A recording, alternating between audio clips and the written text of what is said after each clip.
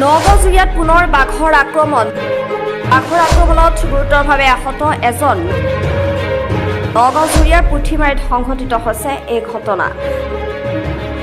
বাঘৰ আক্ৰমণৰ বলি হোৱা লোকজনৰ নাম আব্দুল ৰেজাক বুলি জানিব পৰা গৈছে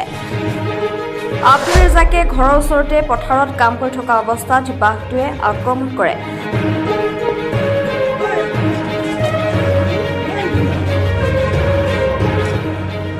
সম্প্ৰতি আব্দুল ৰেজাকক নগাঁৱলৈ লৈ প্ৰেৰণ কৰিছে উল্লেখ্য যে যোৱা এপক্ষেক ধৰি নগাঁও জুৰিয়া ঢিং বটদুৱাৰ বিভিন্ন অঞ্চলৰ পথাৰত অৱস্থান কৰি থকা বাঘটোৱে ইতিপূৰ্বে তিনিজনকৈ লোকক আক্ৰমণ কৰি গুৰুতৰভাৱে আহত কৰিছিল বাঘটোক পিঞ্জৰাবদ্ধ কৰাৰ লক্ষ্যৰে বন বিভাগে এসপ্তাহ পূৰ্বেই জেঙনিত পিঞ্জৰা স্থাপন কৰিছিল যদিও বাঘটো পিঞ্জৰাবদ্ধ কৰাত ব্যৰ্থ হয় সেয়ে বৰ্তমানেও বাঘটোক নিয়ন্ত্ৰণ কৰিব নোৱাৰাৰ বাবে বাঘটোৱে সন্ত্ৰাস অব্যাহত ৰাখিছে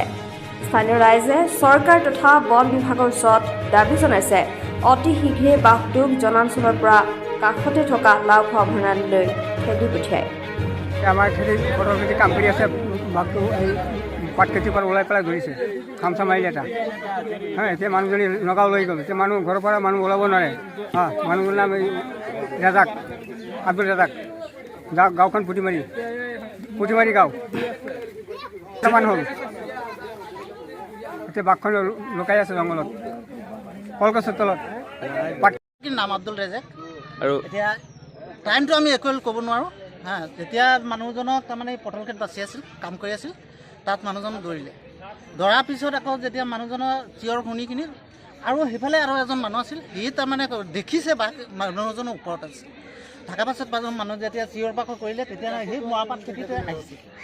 আমি যেতিয়া এনেকুৱা এইটো ছাইডৰ পৰা গৈছোঁ মানুহজনক বচাবৰ কাৰণে তেতিয়া আমি দেখিছোঁ এইটো কলগছ আছে যে এই কলগছৰ ফালে পৰা সি এনেকুৱা ওলাব বিচাৰিছিল তেতিয়া আমি হাল্লা দিছোঁ তেতিয়া আকৌ মৰাপাত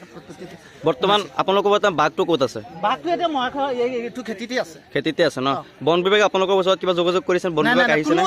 যোগাযোগ কৰা নাই কোনো হেৰি কৰা নাই স্থানীয় আৰক্ষী প্ৰশাসন আহিছে নে কোনো অহা নাই আৰক্ষী বাহিনী আপোনালোকৰ লগত যোগাযোগ কৰিছে নে কোনো যোগাযোগ কৰা নাই আমি এম্বুলেন্স ফোন কৰিছোঁ এম্বুলেন্সৰ সহায় পোৱা নাই যিগৰাকী ব্যক্তিক বাঘে আক্ৰমণ কৰিছে ব্যক্তিগৰাকী